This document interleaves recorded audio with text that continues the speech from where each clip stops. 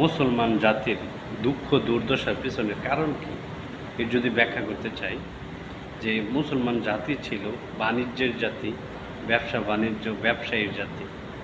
আপনি যদি আমাদের পূর্বপুরুষ এবং আমাদের নবী সাহাবীদের জীবন যদি আপনি পর্যালোচনা করেন, তাহলে মোস্ট অফ দ্য টাইম বেশিরভাগ সময় আপনি পাবেন তারা কোনো না কোনো নিজস্ব পেশায় জড়িত ছিল।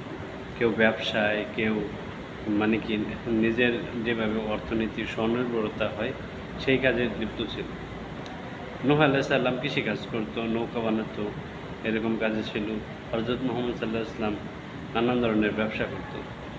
তিনি নবী করিম সাল্লাল্লাহু আলাইহি ওয়াসাল্লাম বলেছেন যে মুসলমান জাতি হচ্ছে ব্যবসায়ী জাতি, এরা কেন চাকরি বাকরি এদের দ্বারা নয় আর কি, কাম্য নয় বিষয়টা।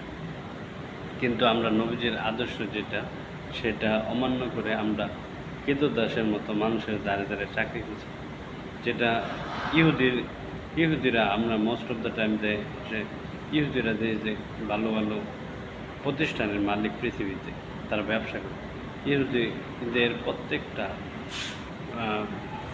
জন্ম গ্রহণ করার পরে, ইহুদিরা প্রত্যেকটা মানুষ জন্মগ্রহণ করার পরে তাদের প্রত্যেকটা প্রথম পদক্ষেপ তাই ব্যবসা করে। কিন্তু আমাদের মুসলমান জাতির মধ্যে সেই ব্যবসার ধারণাটাই বলে তারা মানুষের কৃতদাসে পরিণত হয়েছে। বগলে সার্টিফিকেট নিয়ে চাকরি করছে, কিন্তু এটা ইসলামের কোনো আদর্শ বা শিক্ষা নেই। শিক্ষা হচ্ছে যে তুমি ক্ষুদ্র হতে পারে তোমার ব্যবসা ভালো না হতে পারে, সমাজে মূল্যবান না হতে পারে, কিন্তু ব্যবসা করে।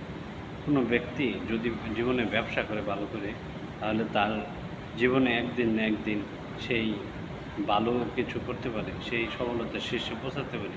কিন্তু আপনি চাকরি দিয়ে সারা জীবন কৃতদাস শেষ থেকে যাবে, অপরের সেবা করবেন, কিন্তু আপনার নিজের কিছুই হবে না।